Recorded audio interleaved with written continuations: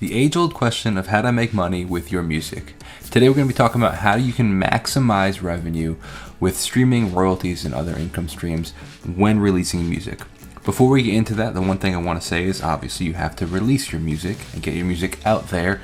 As great of a songwriter as you may be, as much music as you may record and write, you have to get it out there for people to hear in order for you to make money from it. And we'll get into all the different ways that we can do that. But the way that I personally release my music and the way I recommend is through a company called Distrokid.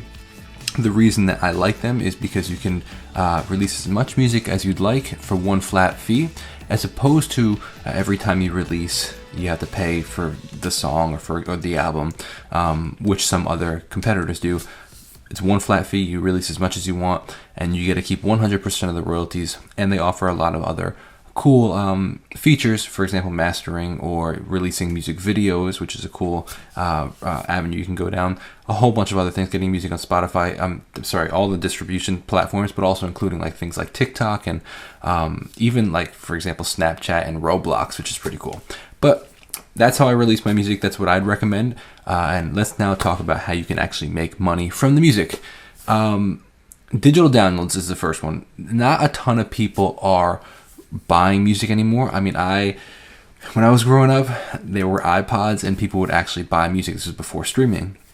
Not a ton of people are buying music anymore. However, I think there's a way that you can format it with when you do a release to offer something special and be like, hey, if you buy this song, off of iTunes or Spotify, we will then send it to you. We'll send you this special acoustic version, or you'll get this live music video that is only available if you buy the digital download. But that can also be tied into buying physical copies. For example, like, hey, I mean, nobody really buys physical copies of music anymore. My car doesn't even have, actually my truck does actually have a CD player, but my wife's car does not have a CD player. So but you can do something maybe nostalgic and be like, hey, look, I know you might not actually use this CD, but if you buy the CD, you get this blank access to a live concert or access to 3 unreleased songs. And that giving access through purchasing of something, you're not necessarily purchasing those specific things, you're purchasing the music, but it gives you access to things that you might not have access to otherwise. And the exclusivity gets people excited. I'm like, oh, I really love this artist. I'd love to hear 3 unreleased tracks. I'll buy the album, sure. I know that I won't necessarily play the CD, but I want to support the artist, right? People want to support their favorite artist. So that's the first way, is maximizing purchases, whether it be digital downloads, whether it be through iTunes and stuff like that, or whether it be like through private things. Like there's ways you can actually do it on your website. You can set it up where people just literally purchase it through you and they download it through a link, for like a Dropbox or something like that. And then they get access to all these other things. You can also do CDs or vinyls or all the different aspects like that. The next one is playlists.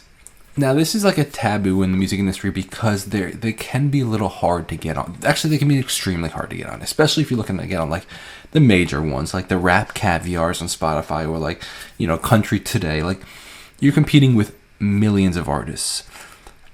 So while if you can get on some of those playlists, that's great, but a lot of us starting out can't. So what can you do otherwise?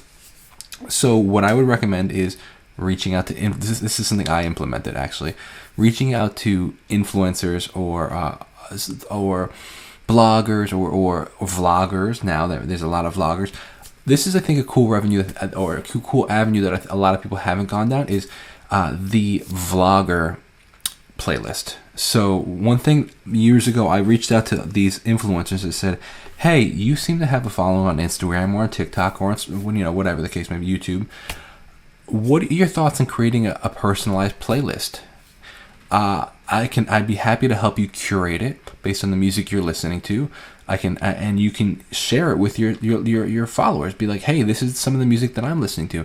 Now, in being able to curate it, now I would have thrown 1 or 2 of my songs in there, or you can, I guess, you wouldn't necessarily know what they're listening to. Actually, if I remember correctly, what I said is it wasn't what I was listening to. It was here's a list of new music for your followers.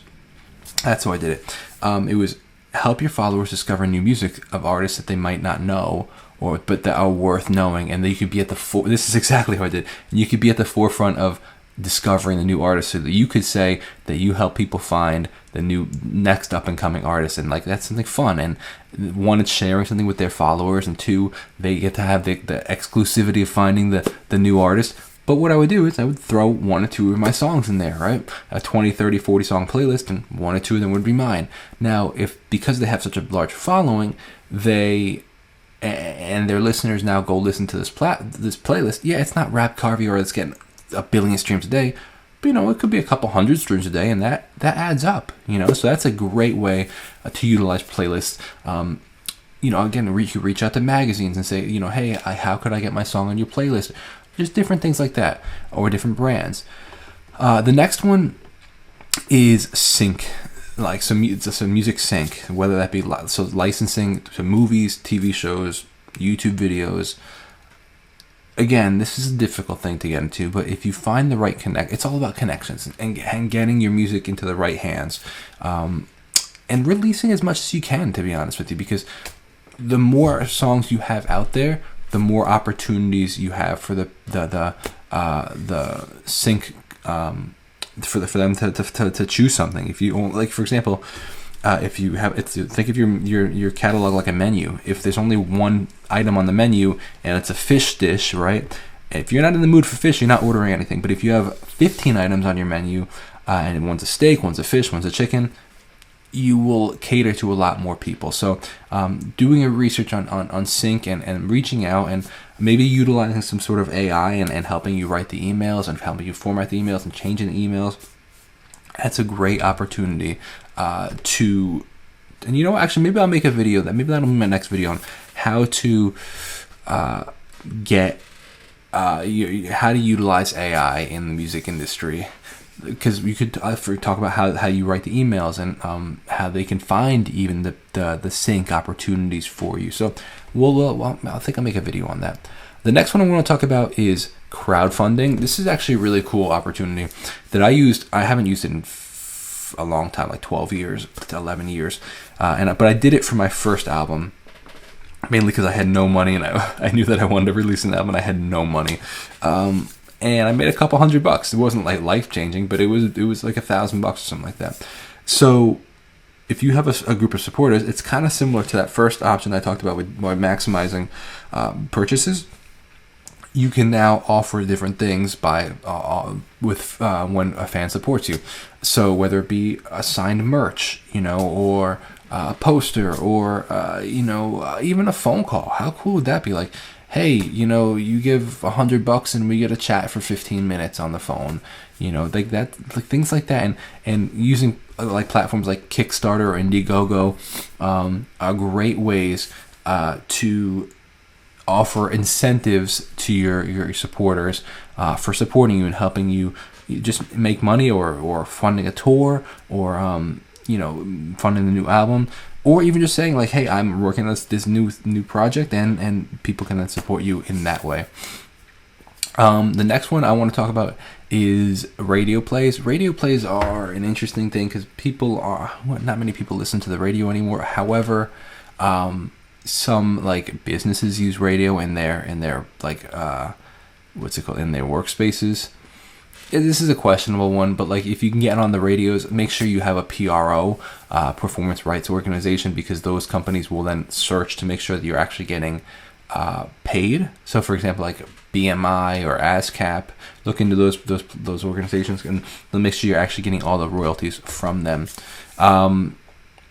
And that's about it. Those are a couple ideas. There's a couple more you can look into, but I think that's a great starting ground where I think exclusivity, offering incentives to people for supporting you, whether it be what we talked about, the merch or the digital downloads, but then also getting on playlists and unique ways. What this video is really about is thinking outside of the box. Obviously the goal would be to get people to stream you on Spotify, but that's not everybody's going to be able to do that.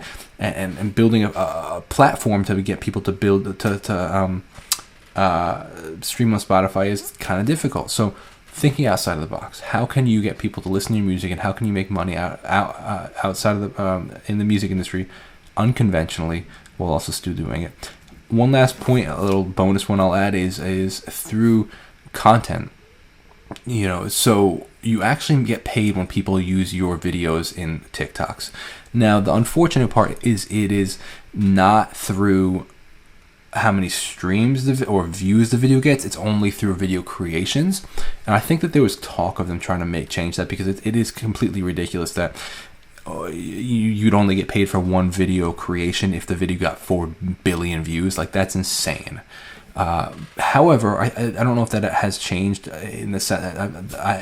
I heard about that a while ago. It could have changed by now. If that has, that'd be phenomenal. But I don't know if it has. Okay, how can you get your music made? So, for example, if a song goes trending and you get 100,000 videos made out of it, like, you get paid for that. So how can you do that? Can you reach out to influencers and say, hey, how much would you charge to use my song? Or, hey, I'd love to offer you, can we exchange something where I maybe make an intro for you for your YouTube channel with music, and you use my song in this video? Like, or, just getting your music out there in unique ways, and that will actually generate income, like I said, like through streaming or whatever the case, or through content, all different options. So I hope you found this video helpful. Let me know if you have any other ideas in the comments below, because we're all in this together trying to get our music out there. So thank you for the support. Thank you for watching, and I'll see you in the next video. God bless and peace out.